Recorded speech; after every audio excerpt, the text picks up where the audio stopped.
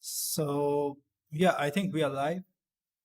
Is anyone in the chat who can just confirm if everything is working perfect? So, yeah, seems like, yeah, hi Raghav. Preetham subscribe. Welcome, Preetham, to this live stream.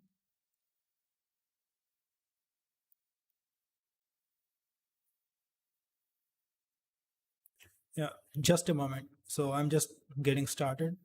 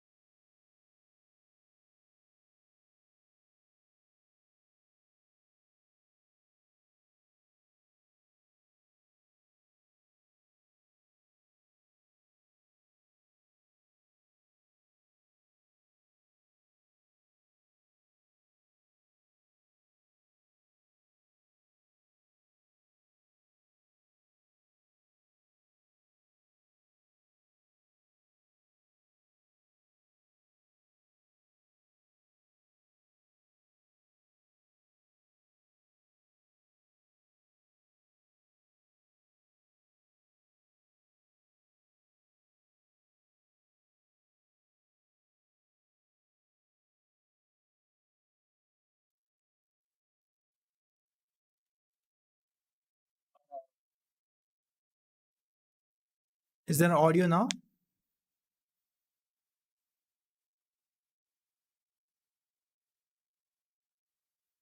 Is there audio now?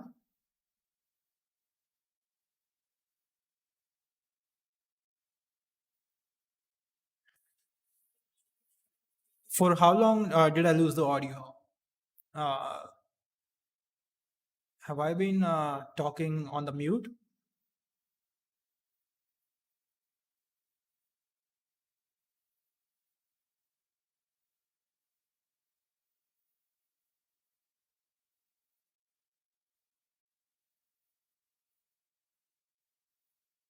Oh, shit. From beginning. Okay. Okay, I did confirm. If somebody said everything is working fine. Yeah, from beginning. I always mess up something. I just joined though. Yeah. So let's start over. I guess we'll start over. Don't worry, don't worry. So,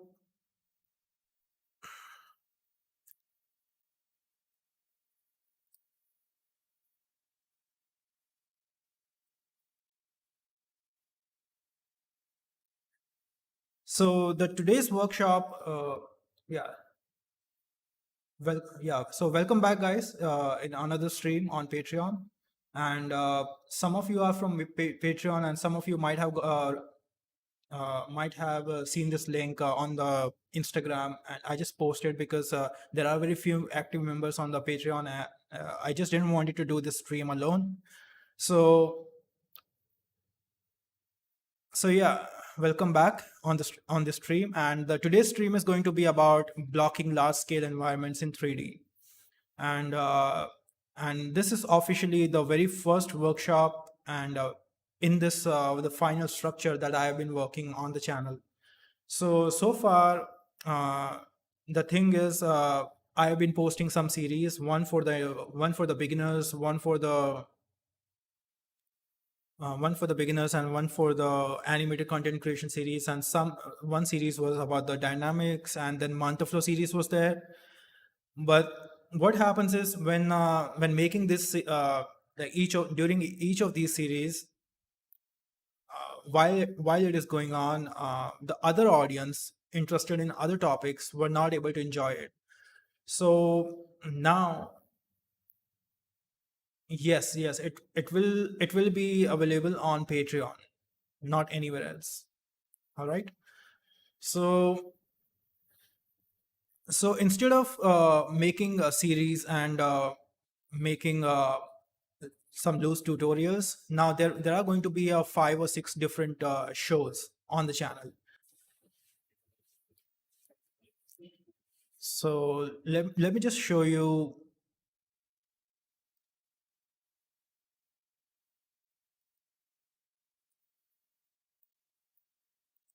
Let me just show you what I mean by the shows. So the first show is going to be about the beginners, and this is all about the beginners, anything to do with beginners, and some fun exercises, fun assignments, very simple, and meanwhile touching all the interesting topics like the modeling, texturing, rendering, even the sketching, anything to do with beginner is going to fall under the beginners playlist. But this is on YouTube. And then the second one, the second list is going to be just about animation.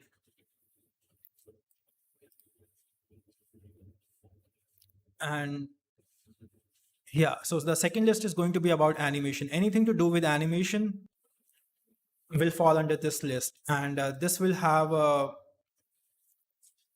anything to do with animation, 3D, 2D, light animation, stop motion is going to come under this section. And the principles, the techniques of animation. So these are the most important two segments. And then there is the third one, which will be about the motion and physics, motion design, physics, effects, and the abstract. So anything to do with the motion design is going to be into motion and physics. The fourth one, the fourth one is going to be the type and titles. So a big chunk of motion design and in the entertainment design. No audio, you say? Why no audio?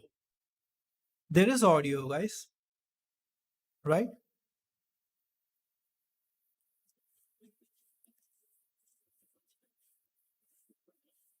Yeah. So just in case if you lose the audio, just please mention in the chat. So that's okay. I'm a bit nervous myself. I wasted so much of your time, guys. So apologies for that. So the third section, yeah. So is there audio or no? Can someone else confirm?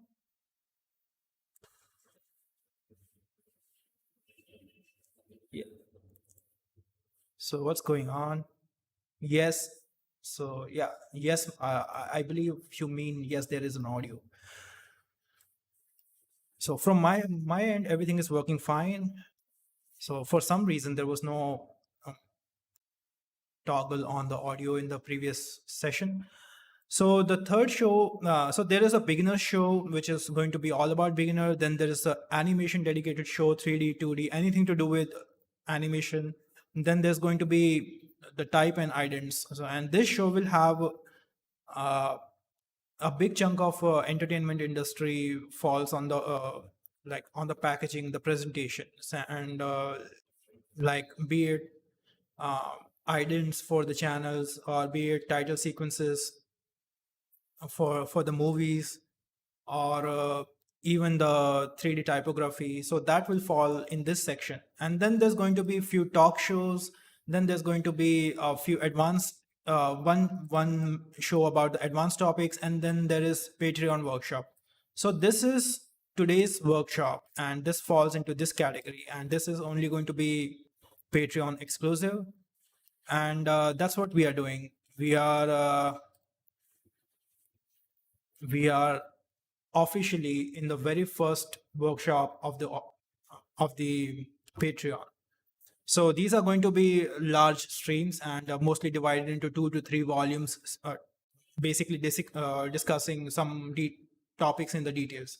So very recently there have been a voting on the Patreon, and seems like this topic is what most of you are interested in. So let's kick off today's session with the ident. I hope this is a low resolution one. The final rendering is still going on, so pardon. And yeah, so let's roll it.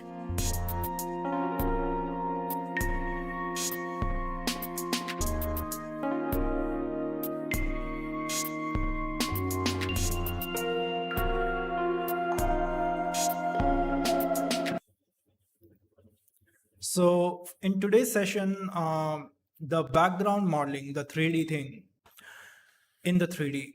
And we are not just only focusing on the background modeling for just the animations, or just the small short films or anything. Be it concept art, be it illustrations, and larger concepts, or matte paintings, or even for the matte paintings for the VFX.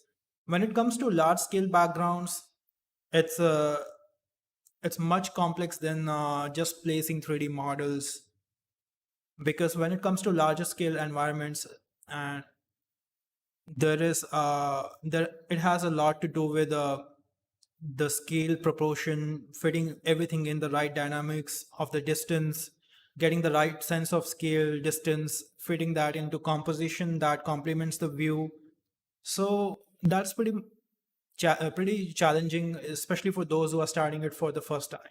So these artworks are by one of the colleague, and his name is Anshuman Kashyap, and his Instagram is Anshuman Kashyap.92.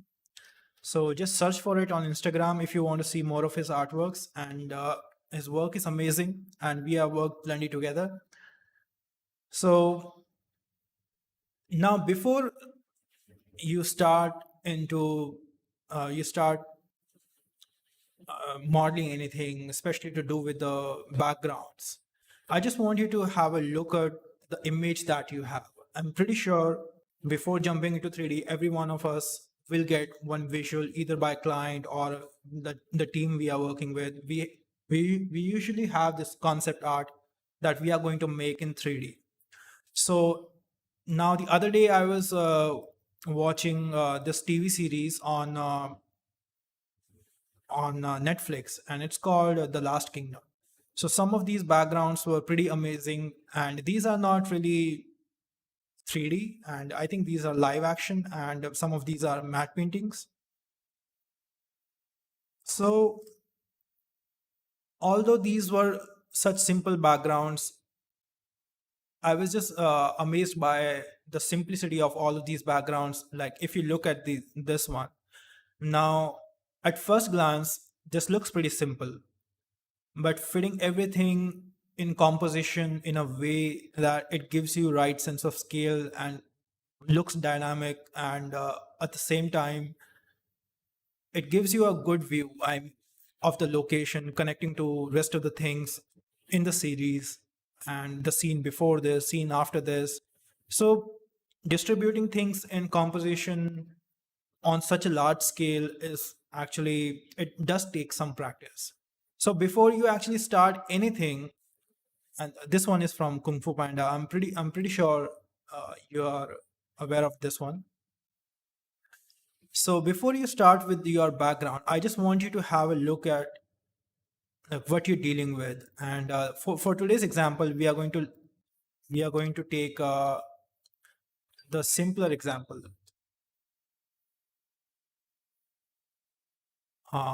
Just a moment. I guess it was over somewhere here. Yeah. So let's take this example. Now, at first, it looks pretty simple, but when you start modeling this in 3D, it's going to be, yeah, it's going to be pretty challenging, and especially considering from this point onwards, if you see, uh, if I bring up the brush, so there is a small portion of foreground. Now this is foreground, and then this is the main view. All right.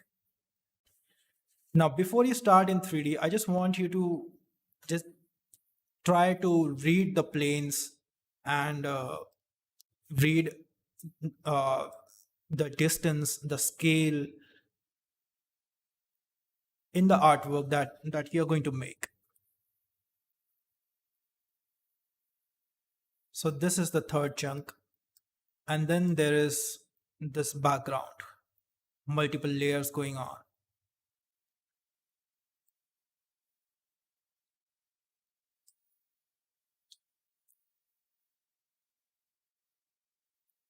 Yeah, so Kevin, this will be available on Patreon. If you are on Patreon, this will be available there.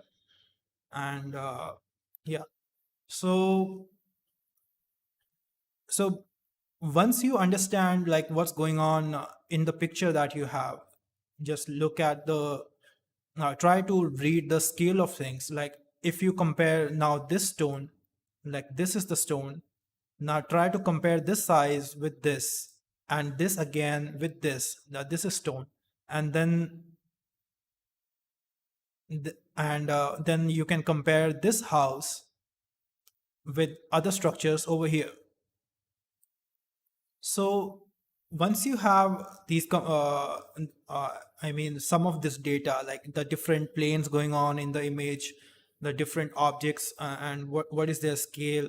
Now, not all the time, like you will be doing this guesswork. Like sometimes in the production, the team will actually provide you the scale of everything, like how long is the distance of this set, the how large is the set from point A to point B, like how many meters, kilometers, and you will be given a map of the set and the whole layout.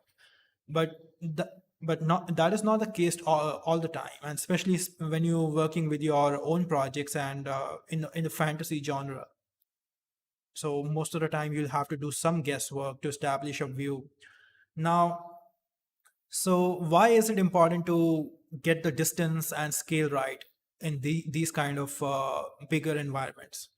Keep in mind there will be some camera movement, and when that happens, so if you are doing some sort of a cheating to achieve this view and things are not set in the right distance, now if this is not the farthest object and this one is the uh, like if these are not really far apart, then the motion of the camera is going to be uh, not going to actually give you an right illusion and the right uh, uh, dynamic scale and sorry.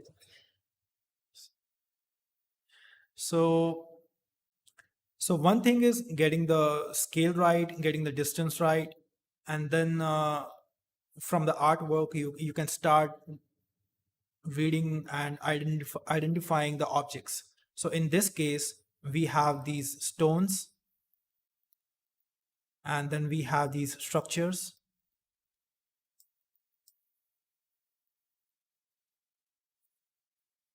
So these will, uh, I mean, will help you create some comparison in the foreground, background, and like how far you need to place these objects. Just a moment, guys. Just a moment.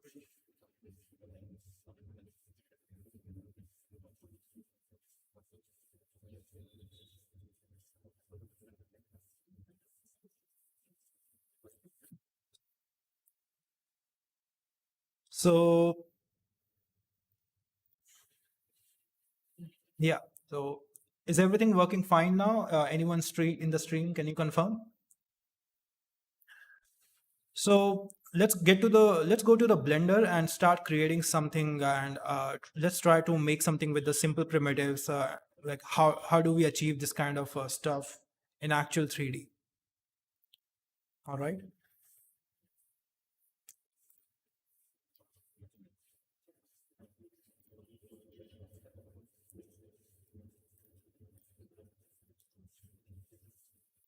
Yeah.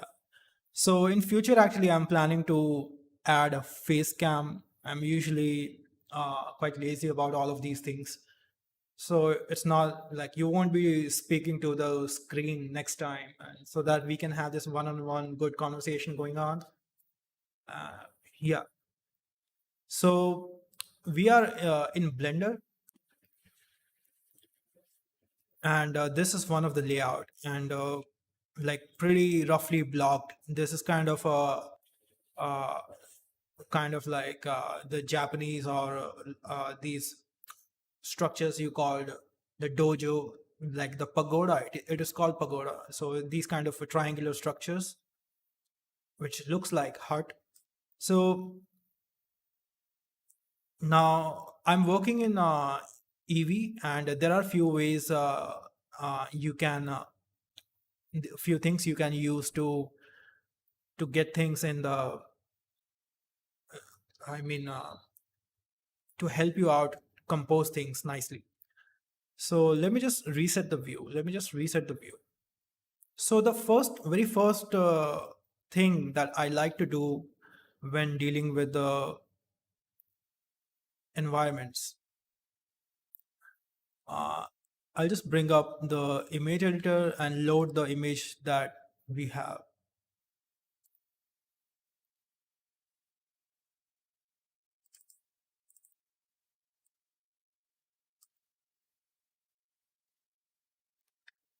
So let's say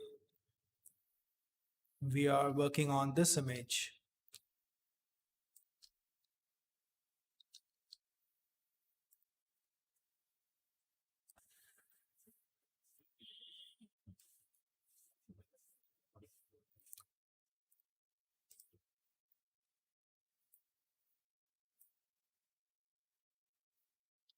Just a moment, guys. I'll be right back. Just a moment. I just need to get the door. Huh?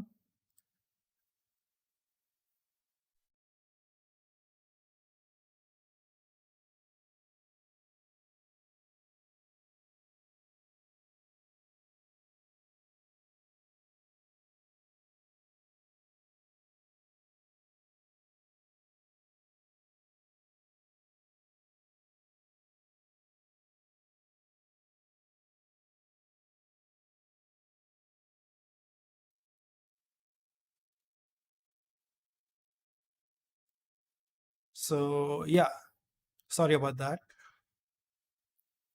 And so the very first thing that I like to do when making blocking some environment for which I have very little data or no scale reference is that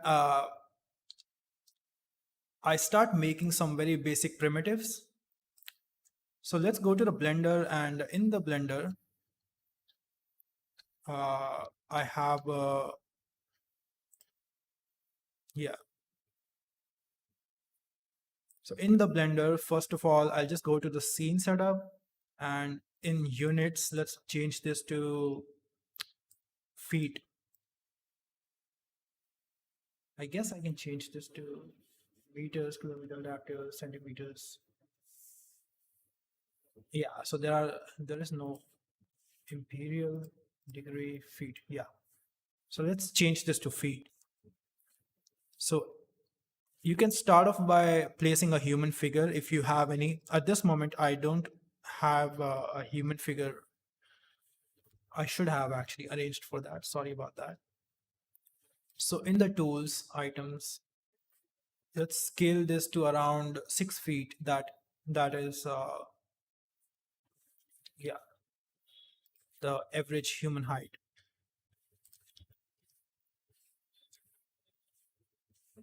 right?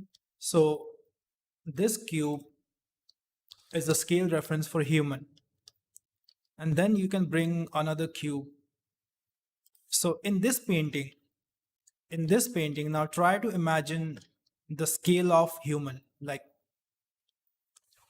how tall a human will be when standing next to these structures. So what you can do is, let's say if this is a window, right? If this is a window, then it goes without saying that the human head will be somewhere this big, and these are arms. So this tall human figure, right?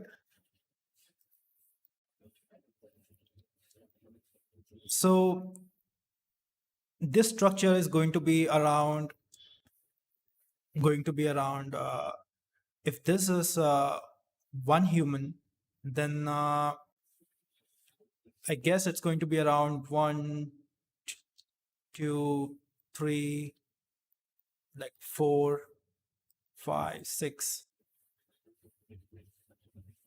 seven, eight, nine, 10. So this one is around 10 to 12 human tall. So if if I multiply that, so this house is going to be, now this is just a guesswork, and like I said, not every time you will have very strong data from the other team, especially when you're dealing with the matte paintings and all that. So you can find one reference point and draw a human figure next to it and try to do some guesswork. So this structure is going to be around 10 to 12 human tall. So in this one, so 6 feet multiplied by 12, so 70, 72. So let's make this one 72. So this is the height of the structure.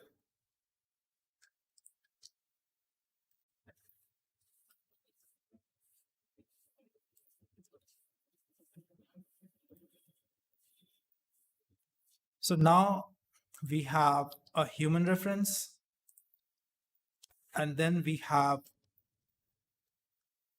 some sort of a scale reference for this house. And then I can make a duplicate copy of this, just place it over here for this part. Now keep in mind our today's challenge when it comes to blocking.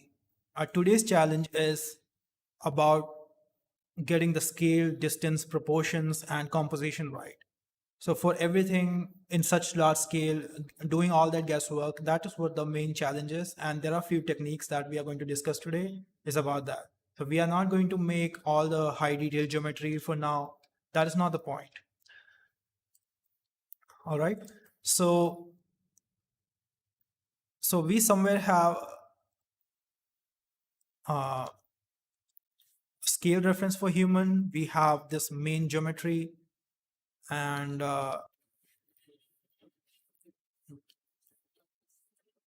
you can just press Control R and sorry. For some reason, in the edit mode, we are seeing triangles. That is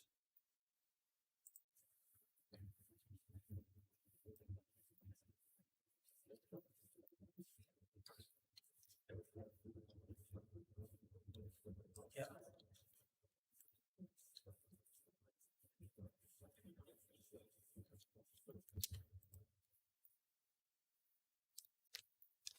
I can never be sure about the ways Blender works. So I just want to add one edge loop.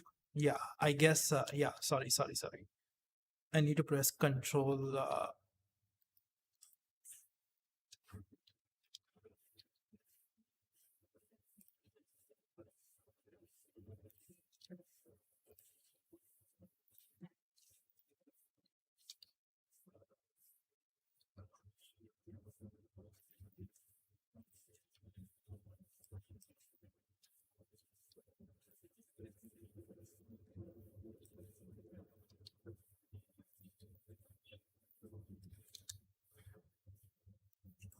Now let's bring one. Let's make sure that we have a good view first. So in the camera, let's activate camera to view, and let's set the camera for the wide angle. I think since now guessing, since these lines appear quite straight, horizontal and vertical, then the camera angle, the camera focal length is going to be pretty high. So when the lines in the composition appear pretty straight and less distorted, then that means you would need to add some pretty high number in the focal length, and the clipping. Yeah.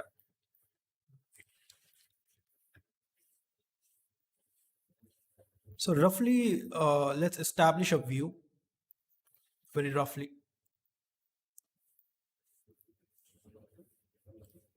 All right.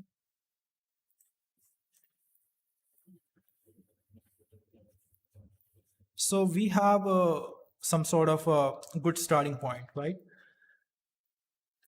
Now, in the environment, there is usually a lot of atmosphere going on, and because of that, you see the farther the things in the distance are going to fade away.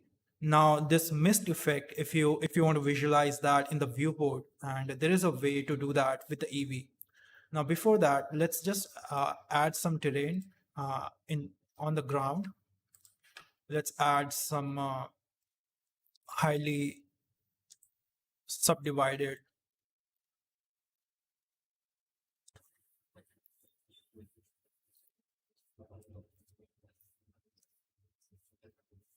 and what we can do is,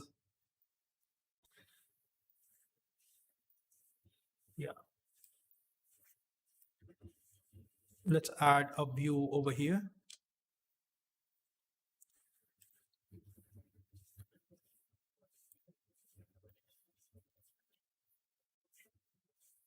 Can anyone just please confirm again for the audio? everything is working fine from my side. I just don't want to uh, have any more technical difficulties going on. I'm not used to the live streaming, so I keep making these stupid mistakes. Anyone in the live chat, please confirm. Much appreciated.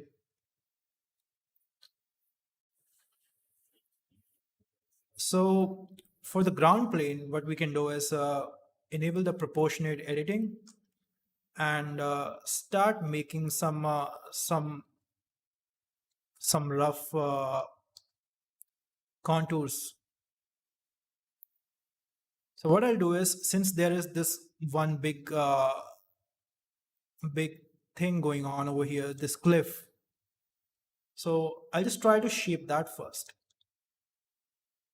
And in the brush, I guess we can use a sphere. Yeah, this works much better.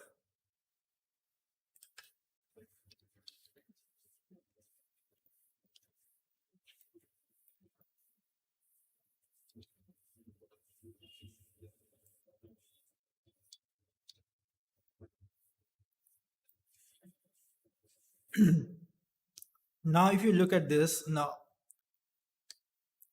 even though we have quite a similar view and all going on, now if you look at this painting, now this feels like pretty far away from the camera, but this feels pretty closer to the camera. So what we need to do is zoom out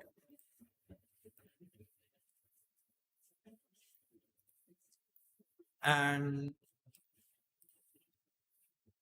increase the focal length again.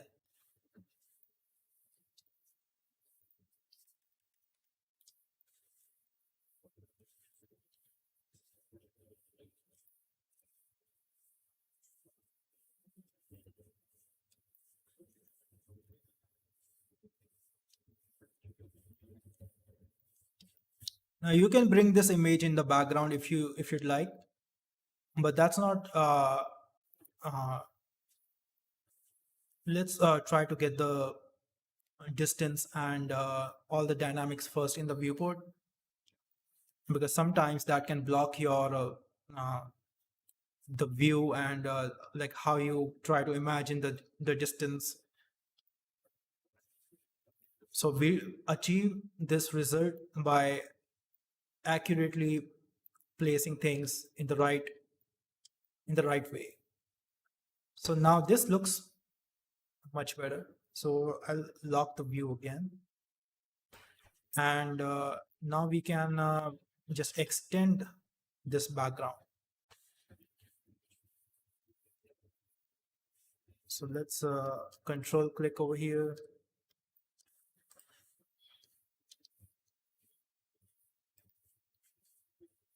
And we can select this loop and do one extend it this way and extend this one this way.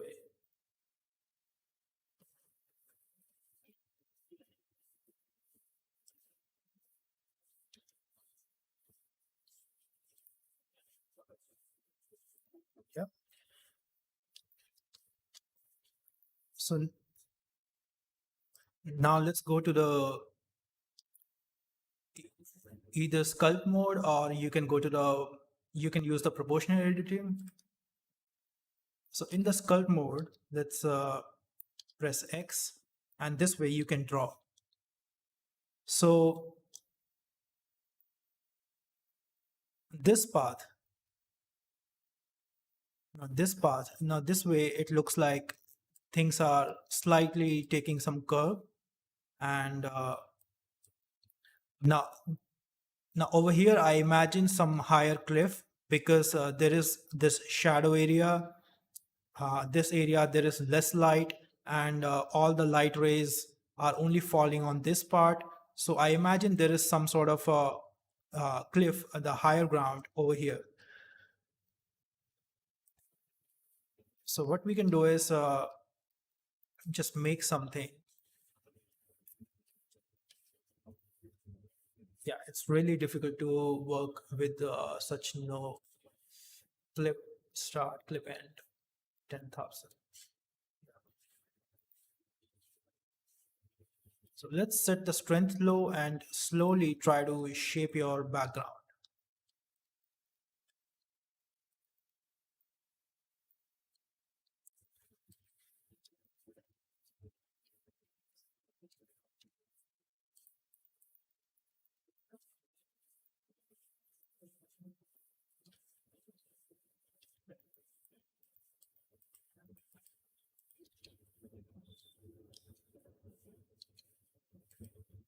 And this way,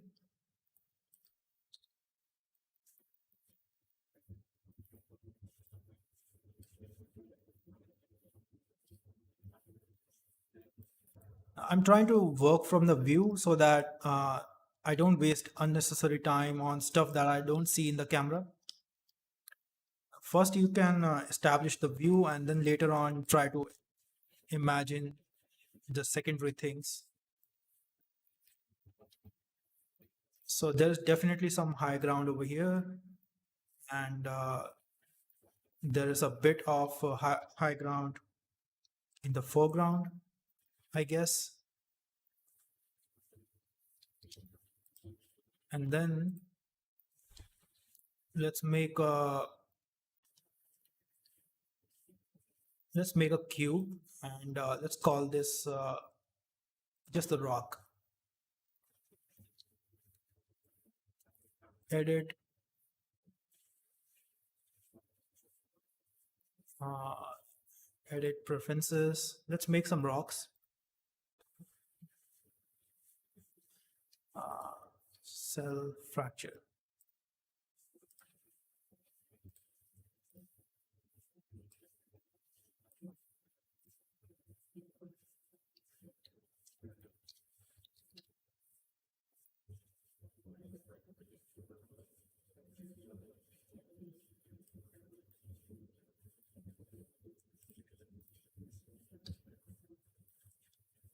So I'll just do the random rotation on the soft selection, smooth random, and individual origins. Yeah. So let's rotate it this way, make a bunch of, make a copy of this bunch. Okay, for some reason,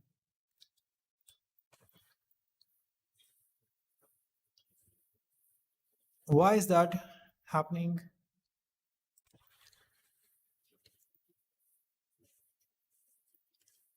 Okay, I guess it's because the influence of the brush. Yeah.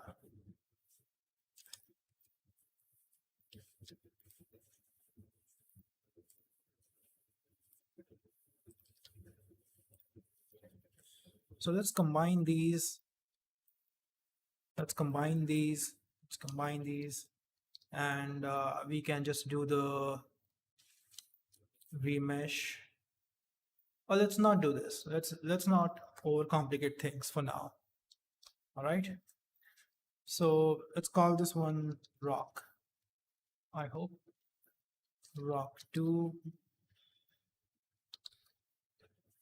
Is there a way to rename all the selected things?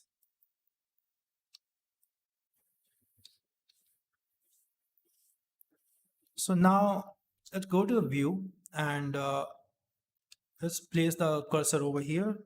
Shift S and selection to cursor.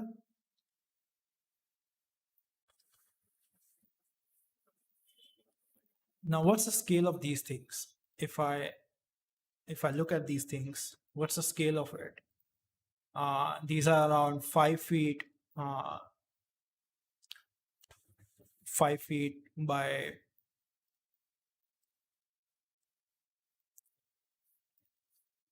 let's scale these up a bit. So let's imagine since these are next to flower, they shouldn't be too large. So I guess these are around 4 to 5 feet. Yeah.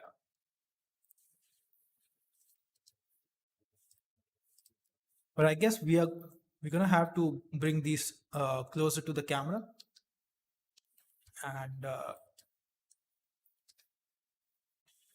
somewhere in the foreground.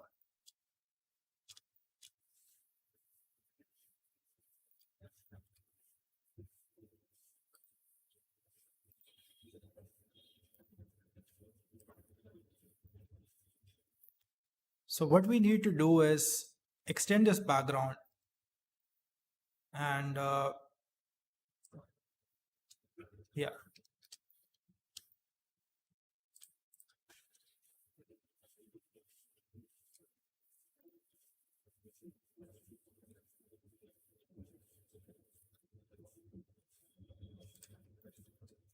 Let's bring this to cursor to selection to cursor.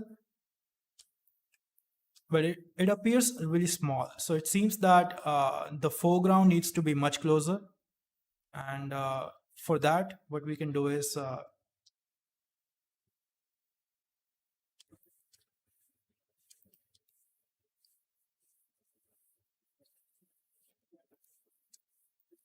bring it right in front of the camera.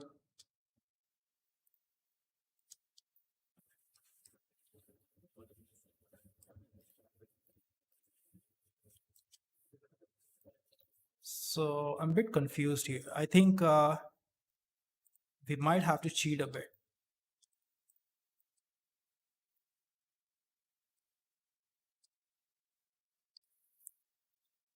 So we might have to take some liberty and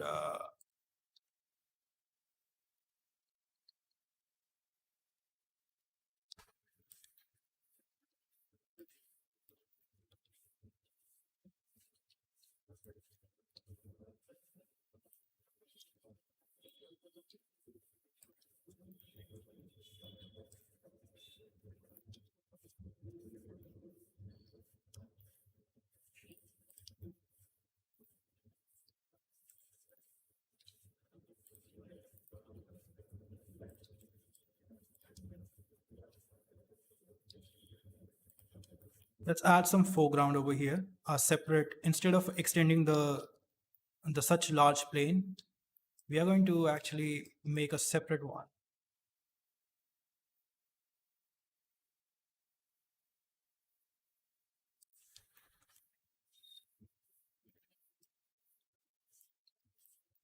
Let's remesh this so that it doesn't look so edgy. Yeah. Now there is a certain sort of placement going on, and these are actually pointing towards this. So there is a perspective going on. I think we can use that. I'll just apply the remesh and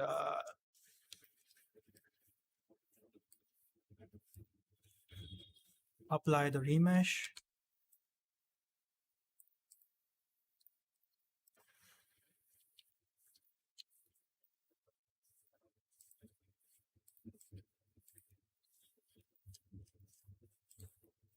All right. So we have foreground, and like I said before, I think there is a separate layer of foreground going on over here. And since this is a painting and there could be, I think there is, this foreshortening is not quite accurate. So we might have to improvise a bit. So if we take these rocks and copy these over here, these would appear pretty small. So we can scale it a very little.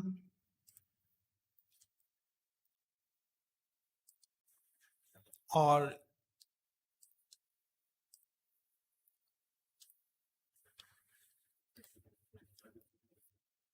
you can also enable snapping face align rotation to target. And this way you can also use the painting feature, the scatter thing, which is there in the Blender add-ons, I guess.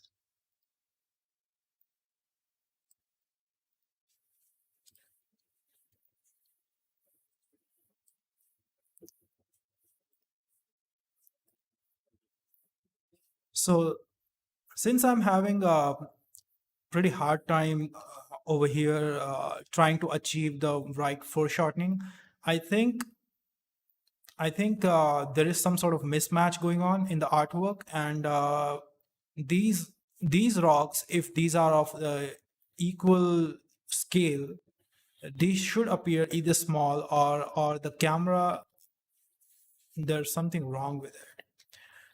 So what we can do is we can actually take some good call for the composition and not really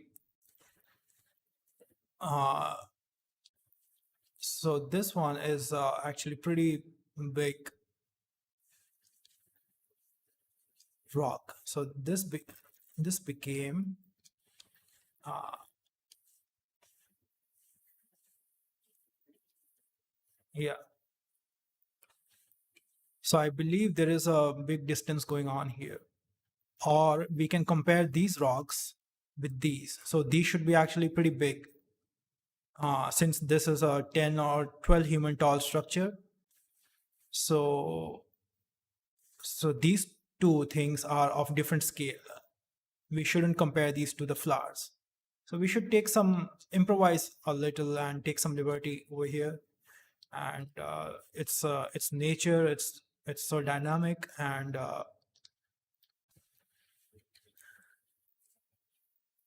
I'm just gonna get rid of these annotations for now. Yeah.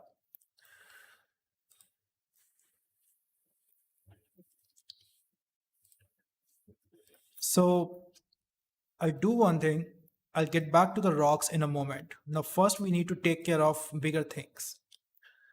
Now, so there are three kind of shapes. One is the super large shapes. These are the bigger silhouettes. One, and then these are the medium shapes, and these are the small shapes. So for the starting, what we can do is we can actually take care of the bigger shapes first. So in the background, if you don't have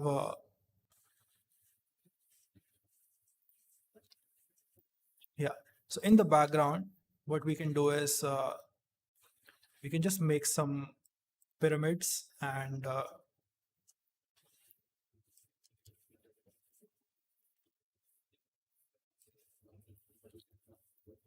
for now, and this is just for the reference of just for the reference, and we're just making mountains. So let's remesh this and voxel size.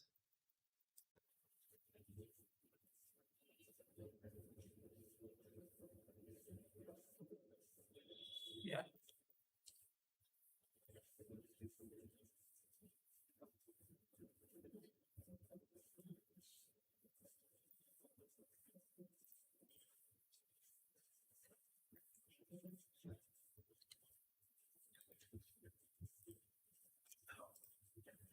So what I want to do is, before getting into the smaller shapes, I just want to make establish all the major things about the layout. So we have till over here, till here we have some sort of a layout going on, and then after this there is a big chunk like this one, and this one should be uh, the second large one. So let's scale it up. Let's make a sphere and try to get the second portion of the landscape.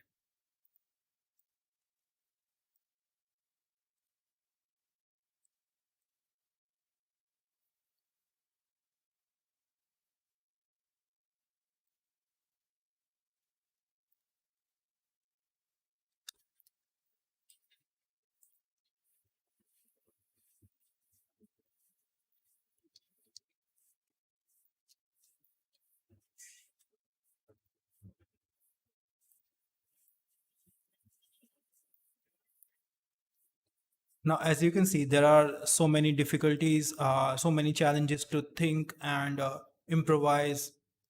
Now, at first, it looks quite simple. Now, when you start making it in 3D, there are so many decisions, so many things to think about.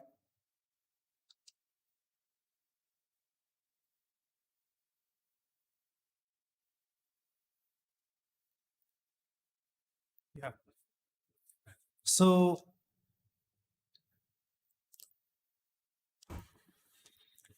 so we have the first cut, and after this, I believe we can.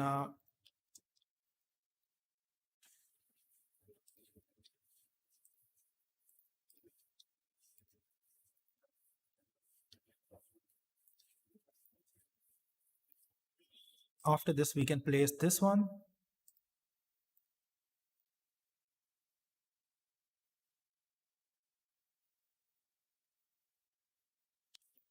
and then we can uh, we can do the mountains.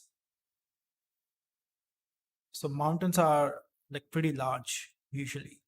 So camera, I think we'll have to increase the clipping distance around 50,000. Yeah.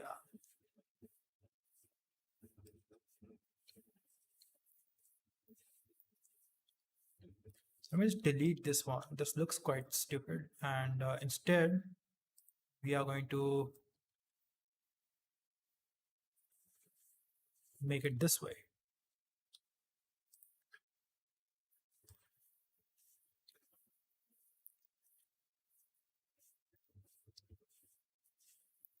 So first, we are going to actually just place things in the right distance and with the right scale. And then after that, we can connect everything together and complete the layout. So that's how it's going to be. So at this stage, I don't really want to worry about the geometry of anything. I just want to get the distance and scale right. So all that matters is what's in the camera for now, and this will give us a good foundation to build up the rest of the things. Now, this cliff is the closest one. This mountain is the closest one, and this should be the farthest. No, yeah, this is the farthest layer. So I guess we're gonna have to scale this down. This one is pretty small one. Now the composition is a bit shaky at this moment, so we'll have to adjust this and take care of find a good balance later.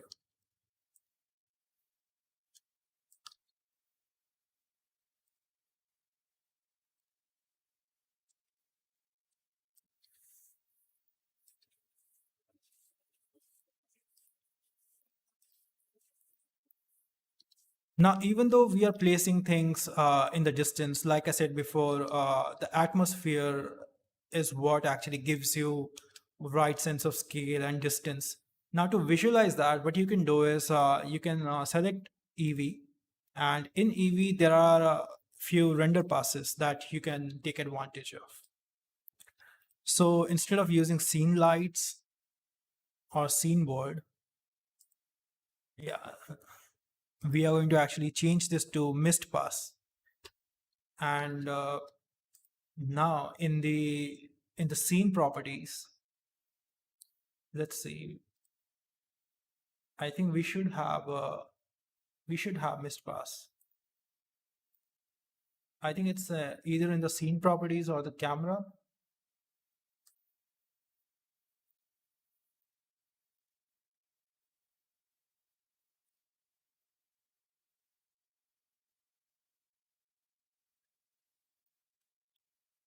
So yeah, where is it? Where is it?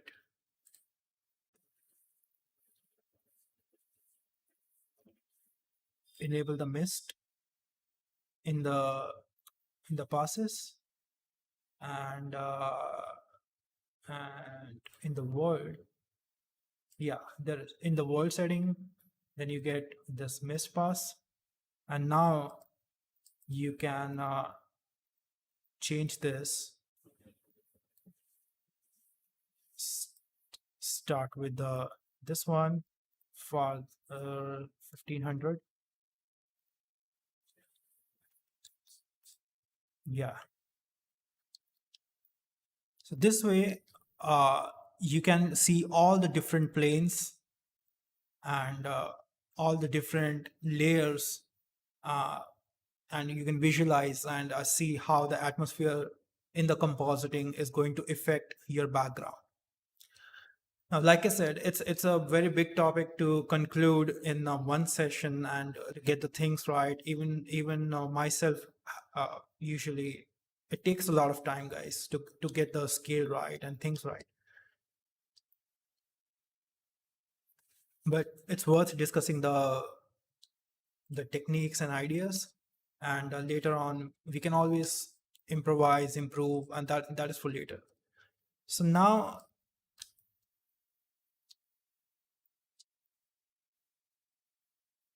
even now it's really difficult to actually fit this large mountain. So this mountain is 1200 feet in the z direction.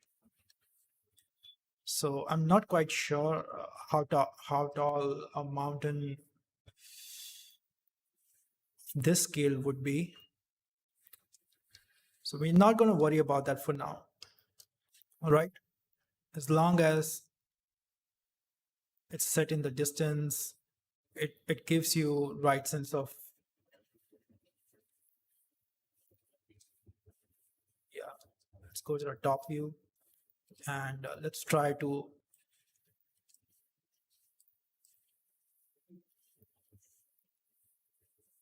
separate things out.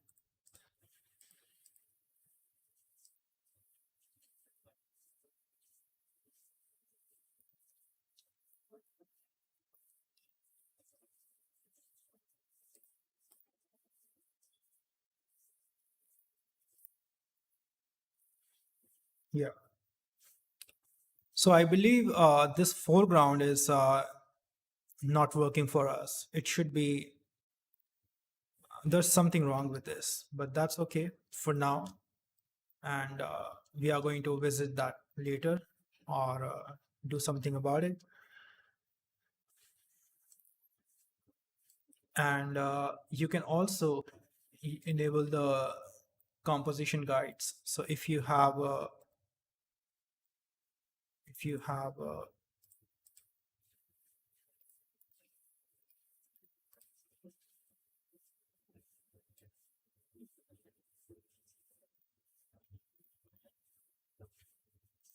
I think, yeah, somewhere over here.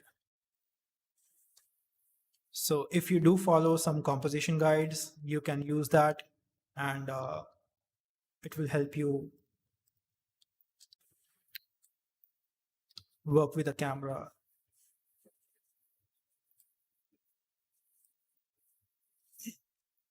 So according to the composition, our main point of interest should be over here, and the second one over here, like according to the grid.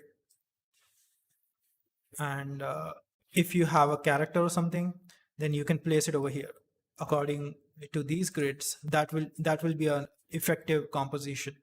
So if you place a character over here, and then you're the second most important element is here, then as long as these things are closer to the the composition guides, the chances are that your composition will be much more effective. The way the eye reads from point A to point B is going to be much clearer. So you can use these if you like. Tool items.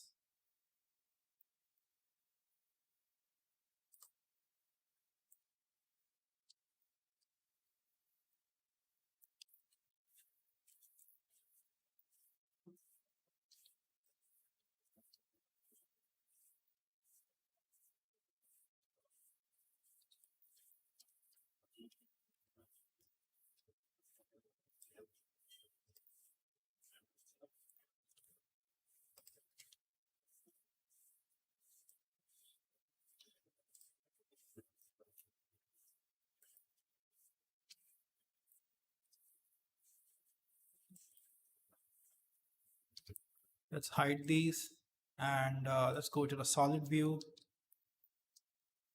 So yeah, this looks much more believable and better. Shade smooth.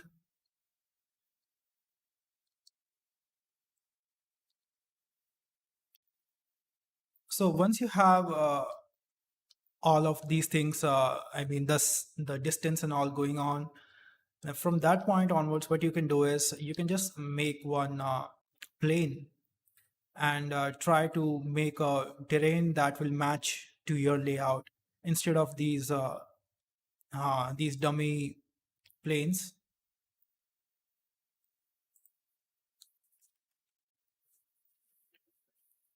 You can start making mountains.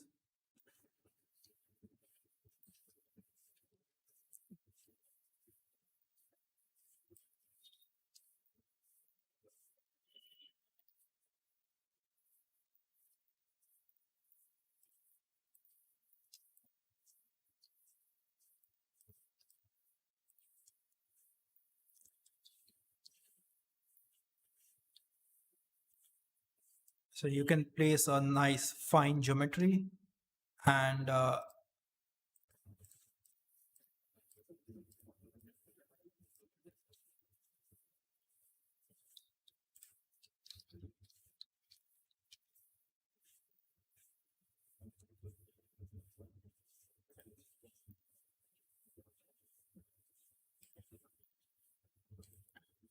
then again you can just go to the sculpt mode and enable your reference geometry and you can sculpt it out.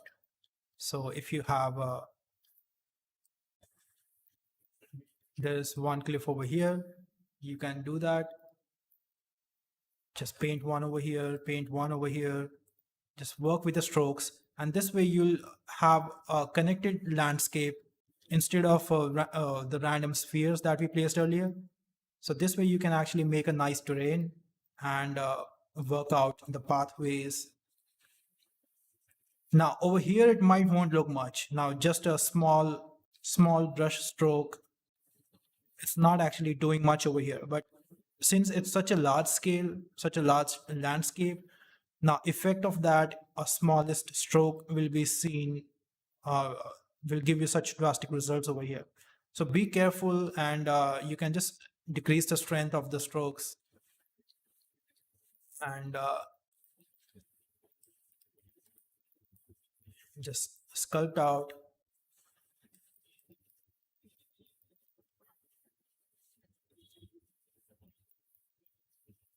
strength. Yeah.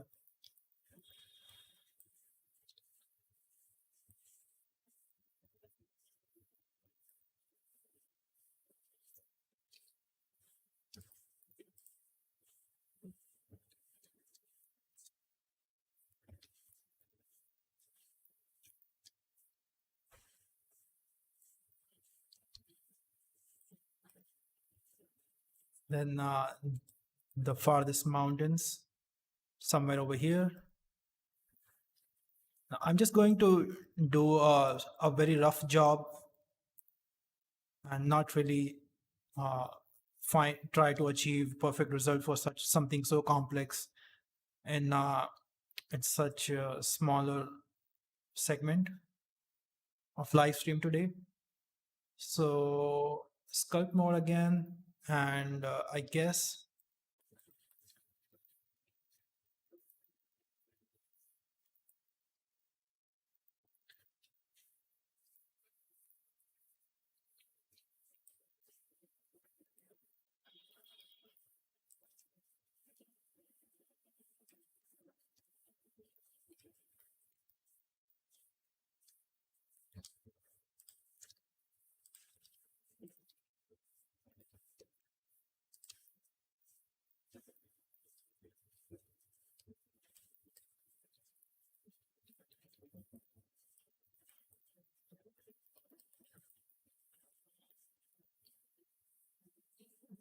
and there's going to be a cylinder over here.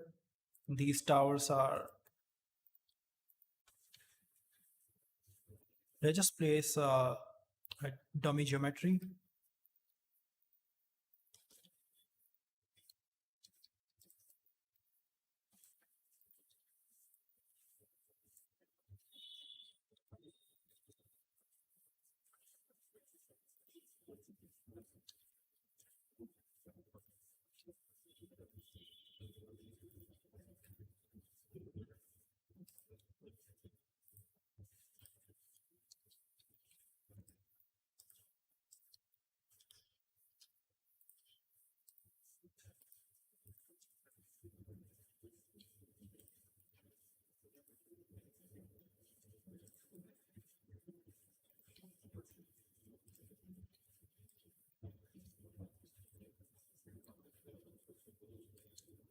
So I mean, looking at the composition, it's so convenient when you have these separate layers seen in the silhouette with the mist pass.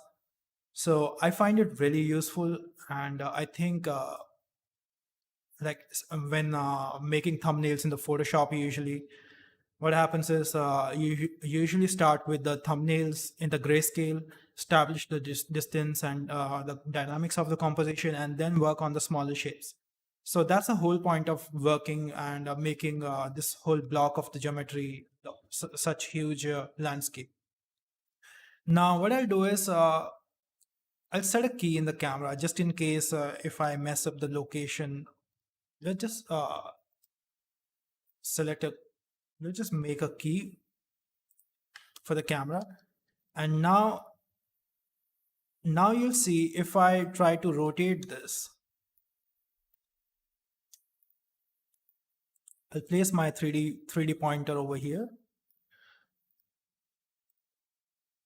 Now, if I try to rotate this composition or the camera, sorry about that.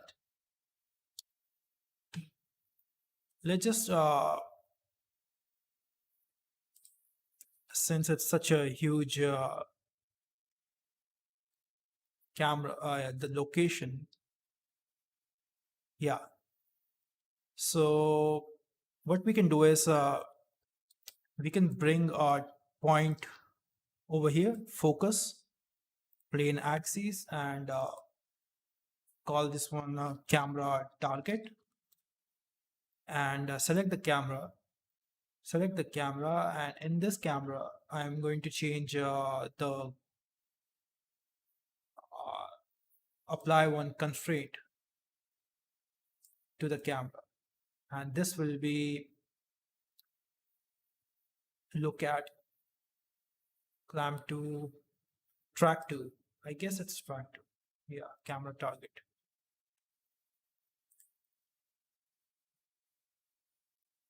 Yeah. So now you see if I rotate this camera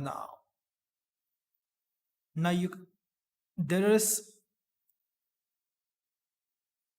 I mean, since it's on such a huge scale, any moment I do in the camera, it does look dynamic. It does look enormous, such a large landscape.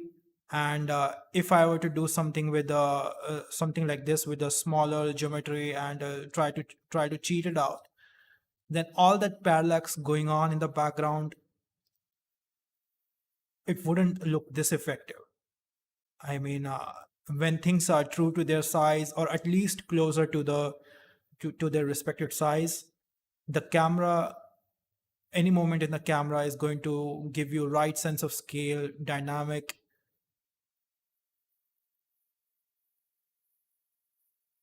And since I'm doing all of this from a guesswork, we started from a small human reference, and like I'm just trying to rush this up for the stream, and I shouldn't be doing that, but well, considering such small amount of time we have put into this, I think we have established a great view for to begin with.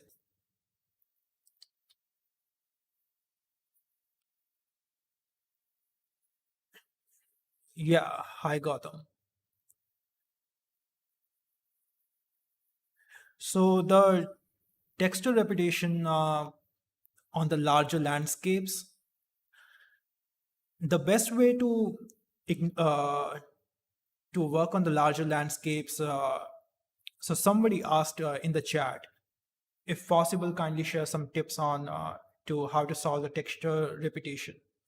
And if you're dealing with such large landscapes, I would suggest that you go with the procedural textures and combine your photoreal textures in a mix with the procedural one. So usually how that works is, if you only dealing with the let's say photographic textures and you tile it up, then obviously you're going to see repetition of that, especially on the larger mountains. Like if you place something on this mountain, which is a very small texture, then there's going to be like thousands of tiles. So instead of doing that, I would suggest that you use a procedural, either procedural textures, and for landscapes, mountains, and all that. The best way is using the layers. In Houdini, you have these terrain layers which separate out the lower areas from the upper areas. So in Blender, I think you can. There are plenty of ways to do that. One is by separating the height and the levels with the nodes. If you can do that, uh, like separating the X, Y, and Z, and also combining procedural noises. There is a Musgrave texture, and so in short, procedural is the way. If you want to work for such large scale layouts, then that is the way that I would suggest. And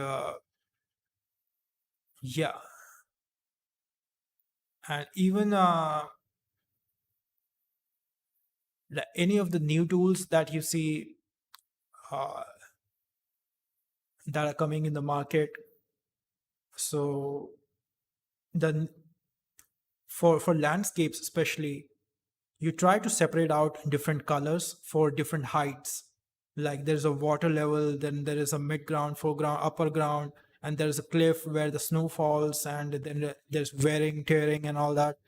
So you try to separate that out, try to separate out things with the nodes, and then within those separate layers, like let's say if this was a mountain, what you can do is you can for the icy part, you can separate that out with the map range and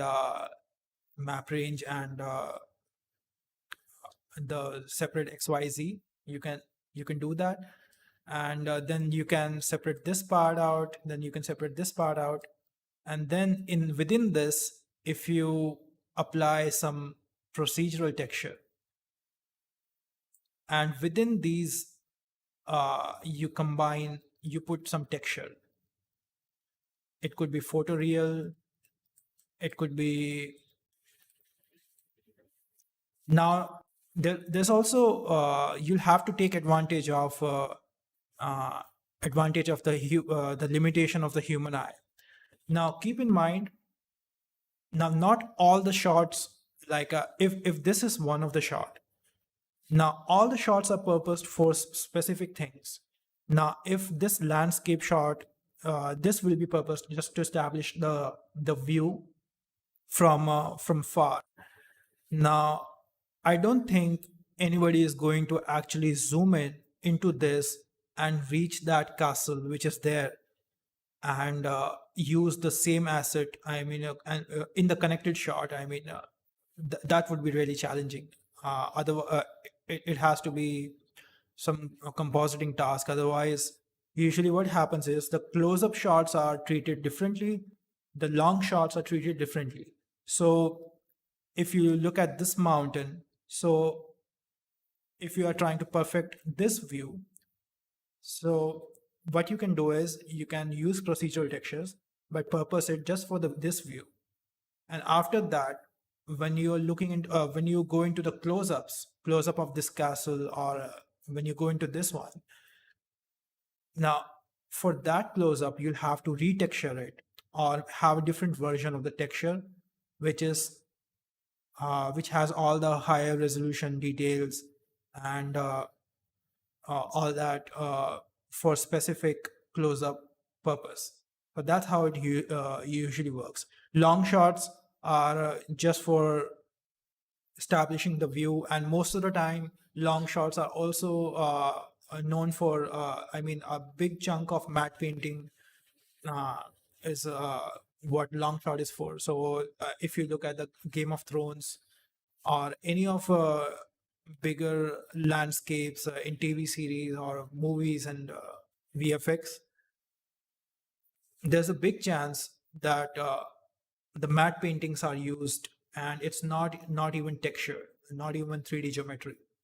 So what happens is you make some low resolution geometry such as this one, and then you project your photographs on top of these, and uh,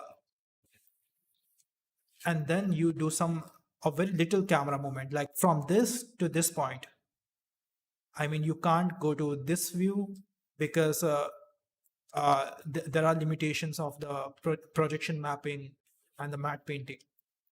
So, so you'll have to think what kind of shot you're dealing with.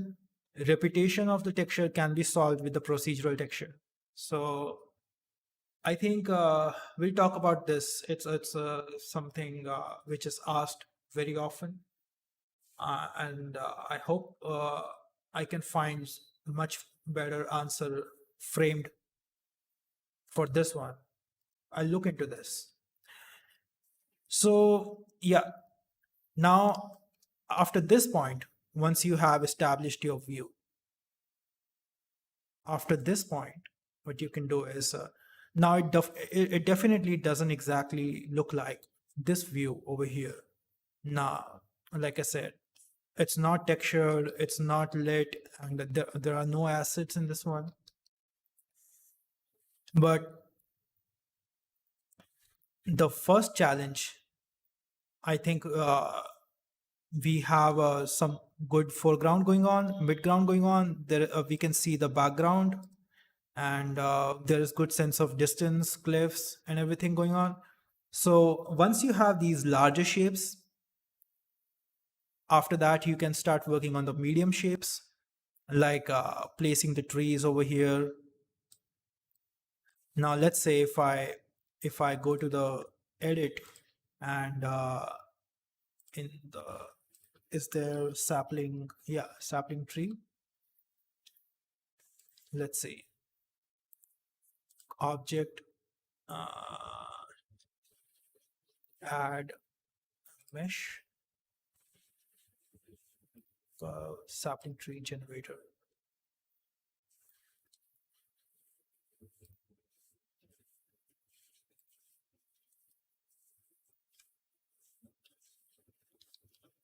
Let's add one tree, add one curve. So this is an add-on that comes with the Blender preferences sapling tree. So you can enable that curve sapling tree gen, and there are plenty of presets. I guess curve resolution, branches, auto, vector, spherical, geometry, leaves. Yes, show leaves. And then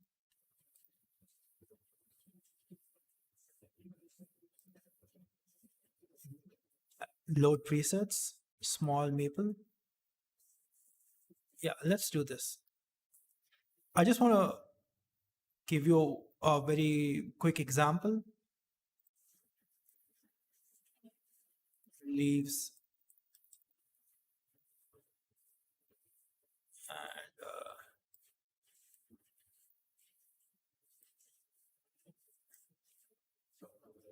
oops, I think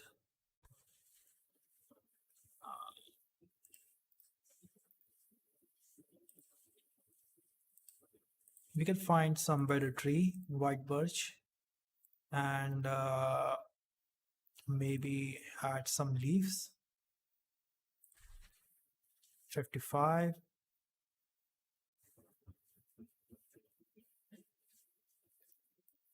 And more branches, branch rings.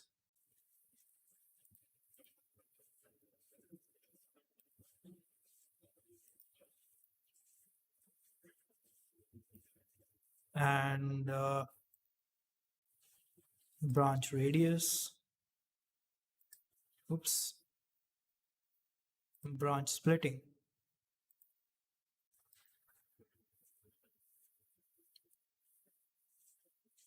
So yeah, so let's do this. Let's not spend much time on the tree. What we can do is yeah.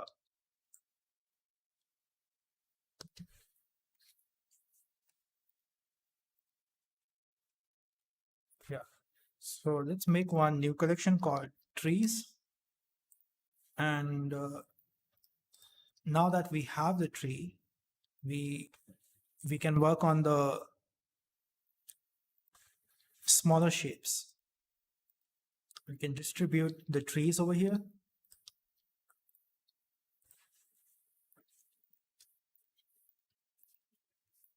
And these are not the best trees. And I was looking for something really dense.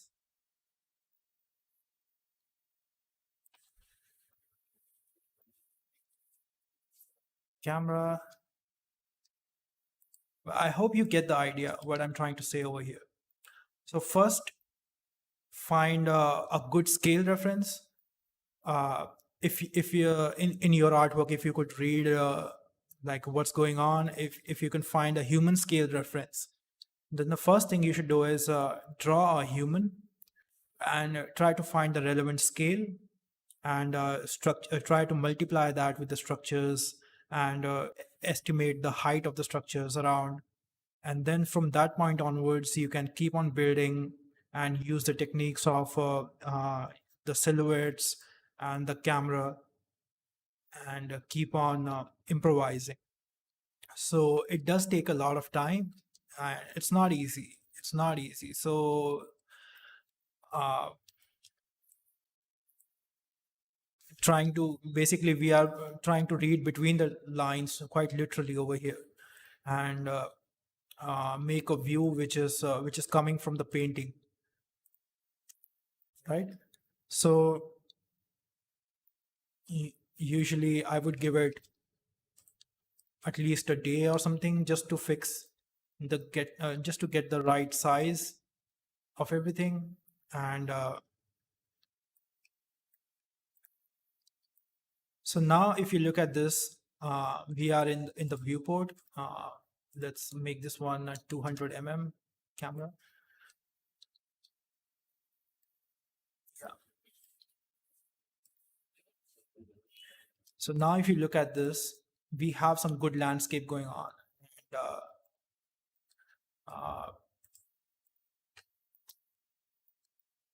you can see there is a good sense of scale. And from this point onwards, you can keep on adding, keep on tweaking, go to the sculpt mode, and you can even connect these two out. Now look at the scale. It's I think it's pretty good reference for the mountains. For I think we have the scale of the mountain is looking pretty good. And so from this point onwards, what you can do is you can even connect these two if you like. You can even connect these two and join these two parts and sculpt out the rest of the details. So usually how it goes is uh, I'll keep it separate for now. So in the sculpt mode, what you can do is try to give more meaning to the shapes. So let's say in these geometries, so there are pathways, there is a river flowing and all that going on. So you can start forming those things up, and instead of having some plain shapes, let's go to the sculpt mode.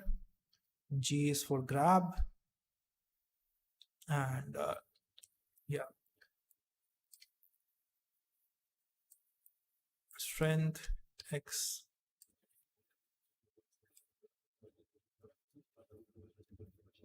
Yeah. So basically, Where is it? Why is it not working? Yeah, we don't have much geometry. So what we can do is we can enable the dynamic topology, and that way we can have more geometry wherever we want. Yeah. So if we want some sort of a pathway, we can press Control and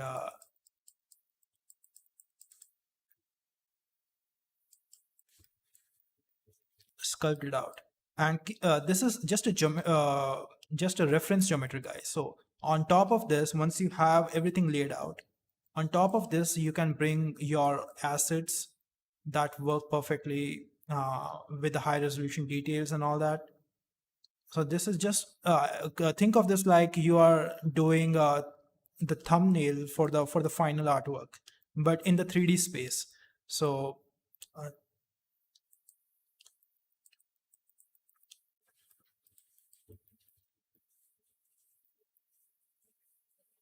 so you can sketch out with a dynamic topology, and you can also take advantage of the scattering tools. So let's say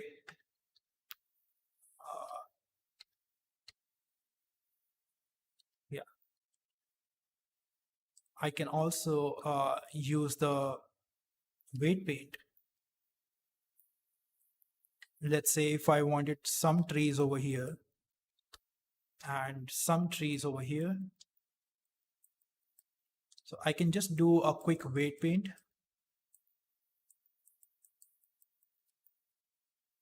Or let's say just the rocks. We if we want some rocks over here, just to break those flat uh, terrain lines. So we can go to the geometry node editor and bring in a new network and point distribute. And in this one, let's bring the rock distribution. And join geometry, let's bring both point instance, collection, rocks, point scale, float. Now what this will do is, now if we, sorry,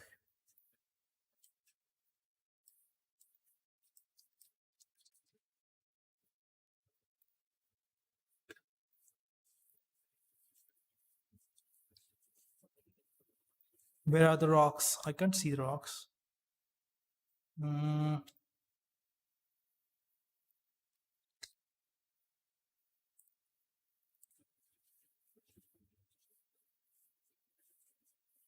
yeah. For some reason, I can't see the rocks over here. And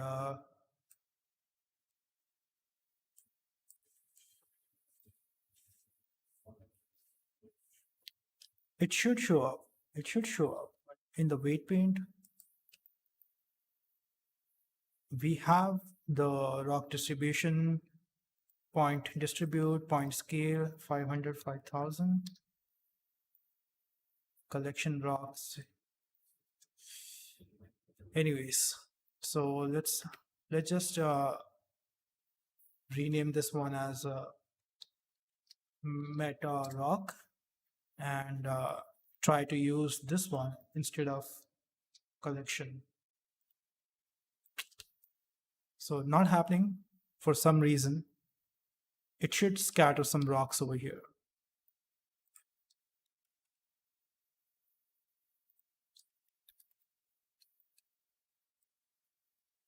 Yeah, so we have points 50,000 and point scale is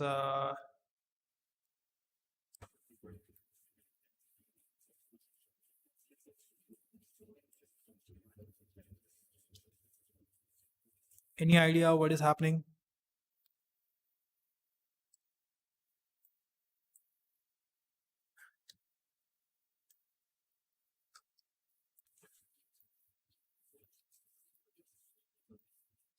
Mm, okay. Yeah, there you go. We found the rocks.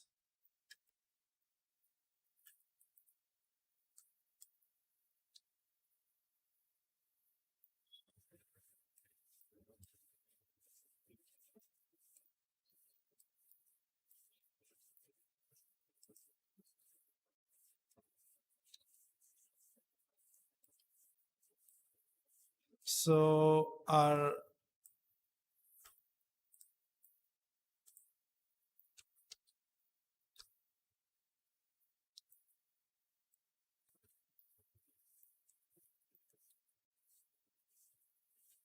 point scale.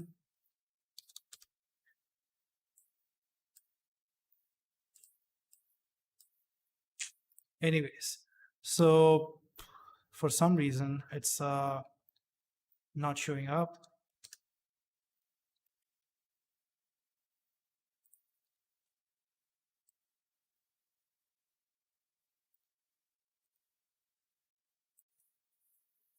Yeah, in the viewport. So I think something to do with the scale of everything. And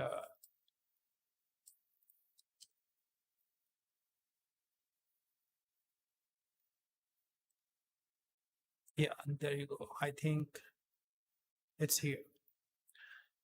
0.3, 0.2, 0.1, 0.05, 0.02. Yeah, so we have our rocks. There you go, guys. Phew.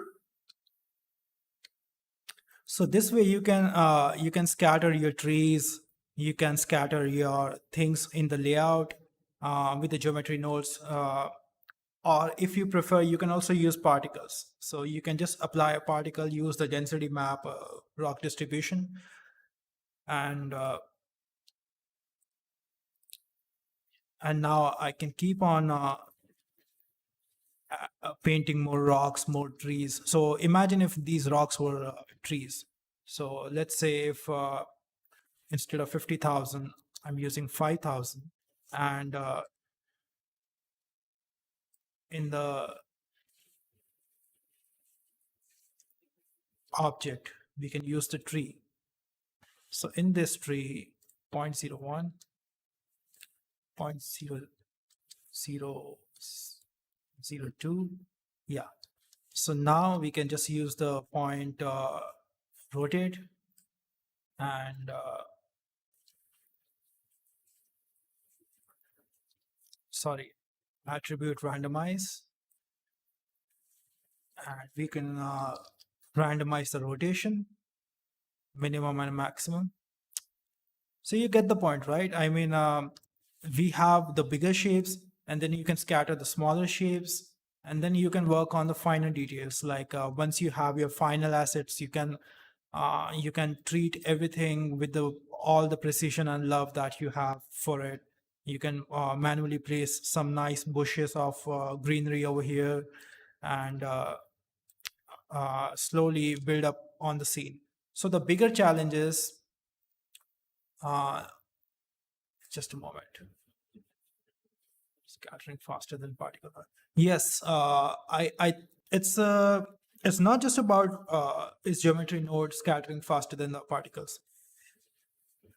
See, if you look at the scattering, uh, I didn't actually notice much of the difference, probably because I haven't worked with such large numbers. But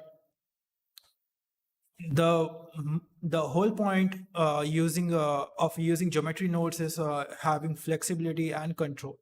So if I was using particles, I might be scrolling some number here and there, and with the geometry nodes, you can distribute it, rotate this, randomize it, and even if I like after this, what I can do is, let's say, attribute map range.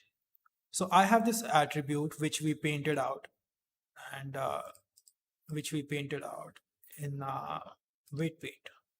All right. So let me just replace this with the metal rock. Yeah.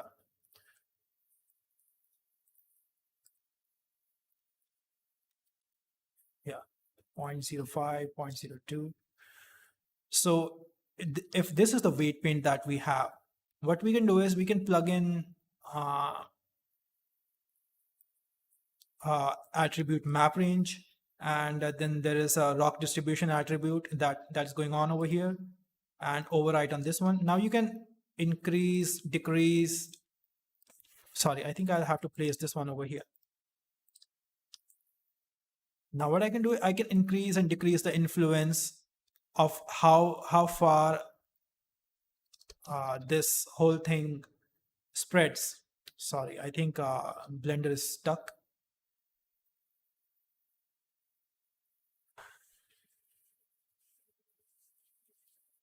Sorry about that.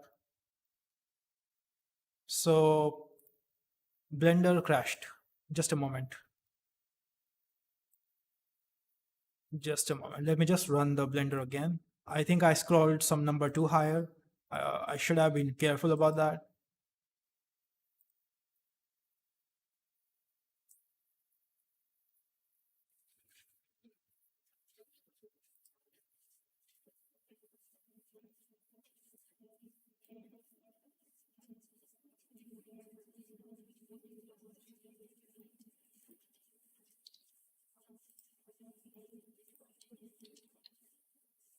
Yeah. So we are back. So it's not just about performance, it's about how much you can control and the way you can control. And I think if I were to do this with just the particles, then I'll have a very hard time combining the attributes. So attributes is it's what the main strength of using geometry nodes. So let's say if I have attribute map range. Now with this, what I can do is I can control the influence of everything like the weight paint, and I can even combine multiple. So let's say if I had some one second. Let's say if I had some house, few buildings over here, few buildings over here, some castle. So let's say if I wanted the trees or rocks to only scatter around those castles and not over on top of those castles. So I can use attribute proximity. I can combine different attributes. I can paint few attributes just for the grass, few just for the rocks, and control the way how these two combine together. So if I wanted some the rocks on the higher elevation, I can do that. So attributes is the strength of a geometry node as of now, that what I can think of. But as far as performance, I haven't seen because the particles are more about motion and physics, and we haven't reached the Blender hasn't reached that stage yet.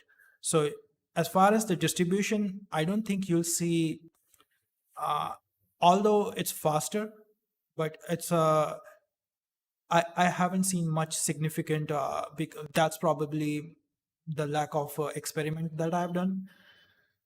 So flexibility is the word for this. And since there is no particle motion going on right now with the whole geometry nodes, so it's hard to decide whether it's faster or not. But I do feel that it does gives you results much faster. I I, I think it's slightly better than the particles.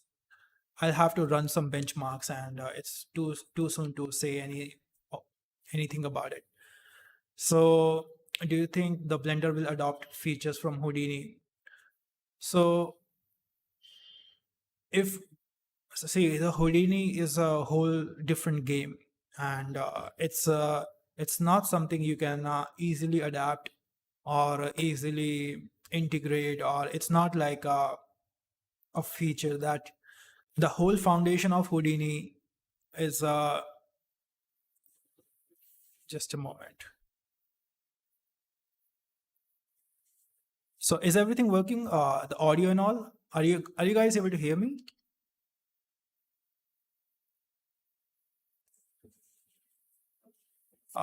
Just in the chat, can you confirm? Did I mess up something?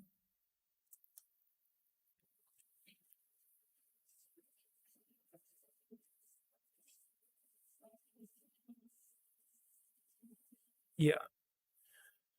Anyone in the chat? Can you please confirm if the audio is working? Yeah. All right. So the Houdini, the whole foundation of the Houdini, and the based on the node, and s- uh, everything is broken on such granular level that it's I mean, I would be really surprised if Blender comes close to that. So, for example, if you tweak one vertex, that that itself becomes a node in Houdini. And if you a smallest operation, if you apply one color on an object, that becomes a node in Houdini. And the most important thing which I like about Houdini is doesn't matter whether you work in the viewport or whether you work with a node. I mean, even if you're tweaking things in the viewport, the node structure automatically stacks up. And and the way the Houdini processes the data, be it the physics, be it the geometry from point A to point B, is highly complex. And I myself consider myself a beginner in Houdini, and I really love the concept of the node and everything in Houdini. But I hope Blender reaches there, but it's a long way, guys. It's a long way. I mean, I'm not any of the official from the Blender, or I'm not in the right position to say anything about it. But I think it's a step in the right direction for the Blender. It's at least the node and everything. It's step in the right direction. So it should lead to better possibilities than what we had previously. All right, guys. So let's. I'll conclude this chapter over here. What we can do is uh, we can discuss more about this in the future, and maybe make a entire scene. Yeah. So how long the stream has been? It's been around 2 hours. I think we've been going on. So if I were to conclude this, what I'd say is, if you have an artwork, like I said, just start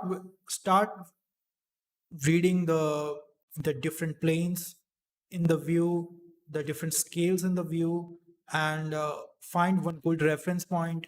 If you can relate that point to, if you can find a human reference scale in your artwork, and from that point onwards you can keep on building around it.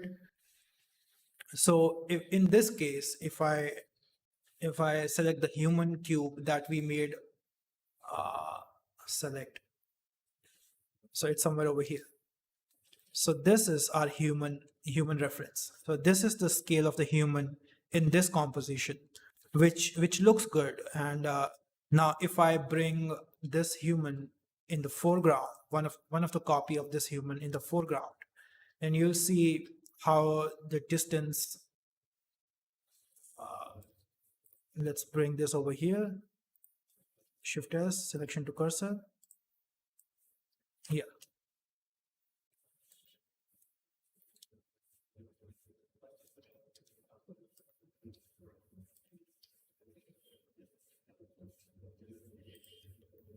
So this is a human figure standing next to the camera, and that is the human figure standing next to the castle. So that's how elaborated and large scale environment this is.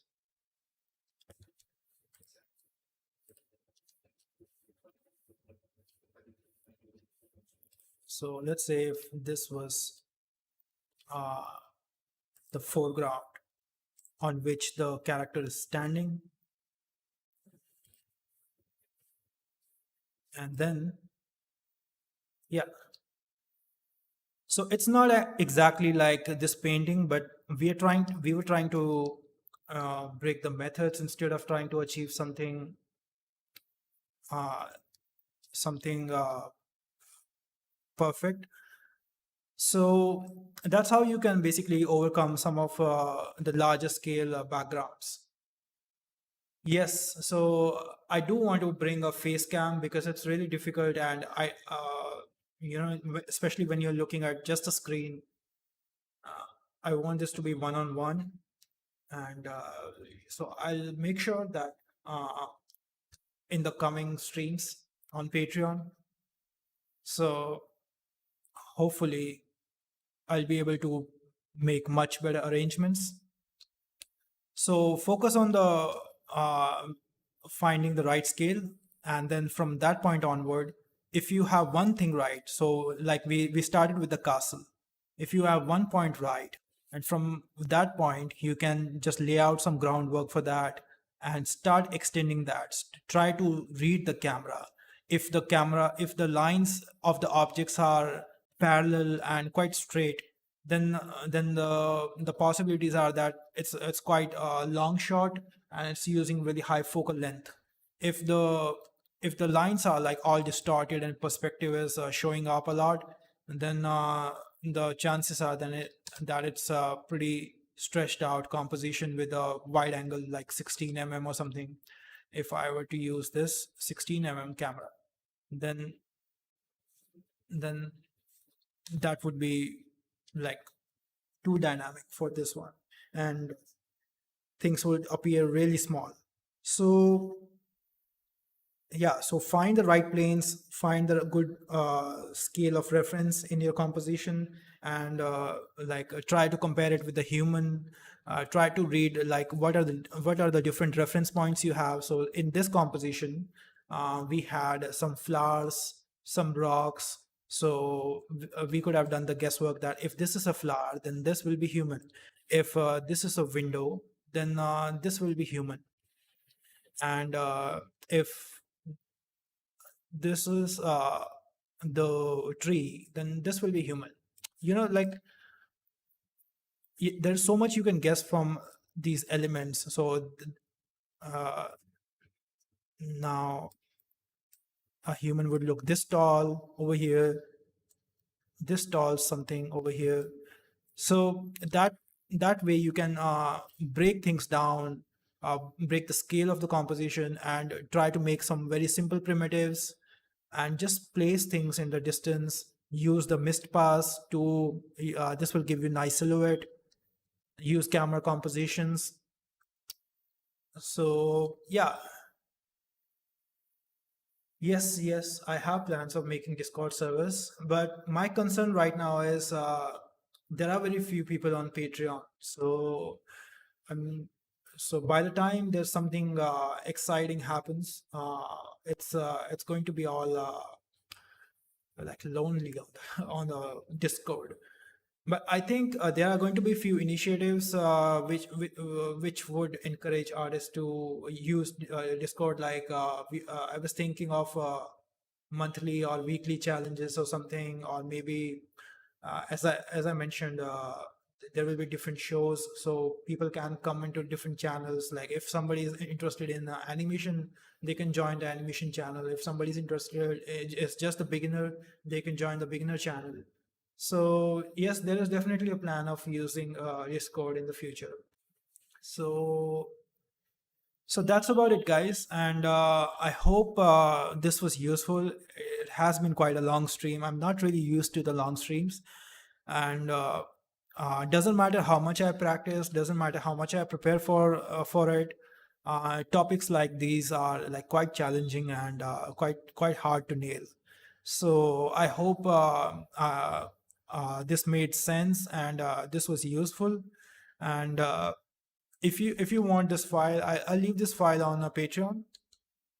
And some of you who reached here from Instagram, and this stream is from the Patreon exclusives. And if you're interested in future streams as well, uh, not every time you're gonna get lucky, but I just didn't want it to do this stream alone, and because of the time zone difference and all, there are very few viewers during these hours. So it's always good to have some familiar faces in the chat.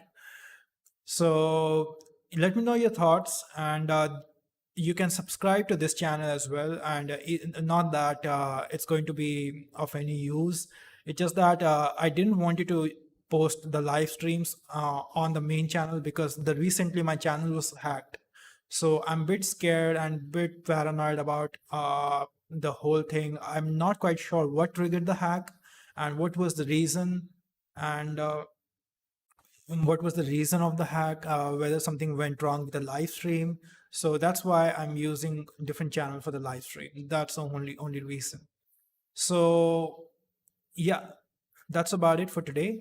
And I do look forward to seeing you guys in the future streams. And I'm really trying to maintain some good discipline, and thinking of making at least every Saturday or every Sunday on the online session.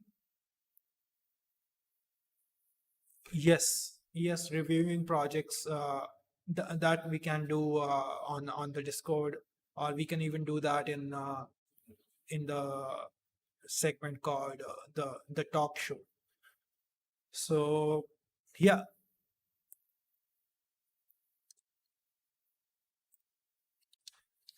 so let's connect again, and I'll just yeah, I think this is a pretty good view. I really like it, and I think if high resolution assets were scattered over this, it's going to be a really kick-ass view. I like the terrain. I like the silhouettes. I like the parallax going on. So post this, I think it's all about mastering the final assets and fine tuning this. And keeping in mind, this is such a short amount of. I mean, we have only given this an hour or something. Uh, I think we can improve on this. We can improve on this. So do give it a shot. Give it a shot, and just find some nice landscapes. Or if you're looking for good references, I would suggest that you watch or you search for The Last Kingdom. It's a show on Netflix, and let me just bring it up. So this show, The Last Kingdom, this show have very good visuals for the villages and large landscapes.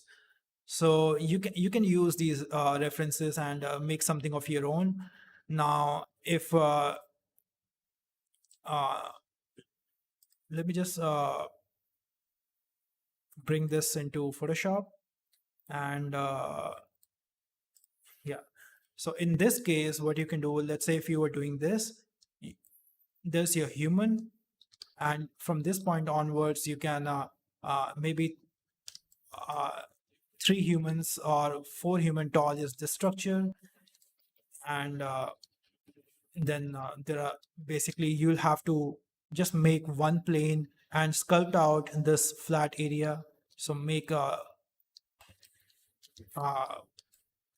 sorry, so make a nice plane and just use the drawing tools in the sculpting and find this flat ground, and on top of this flat ground you can just scatter some of these huts.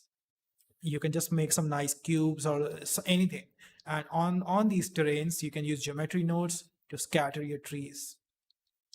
Now scattering is not challenging part. Like I said, finding the right view, finding the right composition, scale, and everything, that is the right part, the most difficult part. So that's about it, guys. That's about it, and thank you for tuning in. And I made plenty mistakes over here, so the whole audio issue is not new for my streams. So I'll make better arrangements, and I'm hoping to tune in every alternative Saturday. Do check out the Patreon, and very soon, maybe keeping my fingers crossed, maybe within a month, my channel, the CrossMind Studio YouTube channel will have all the segments, all the 5 or 6 shows that we have discussed up and running. So I'm just working on the packaging. So let's sign out with the intro. Thank you for tuning in. Bye bye. Take care.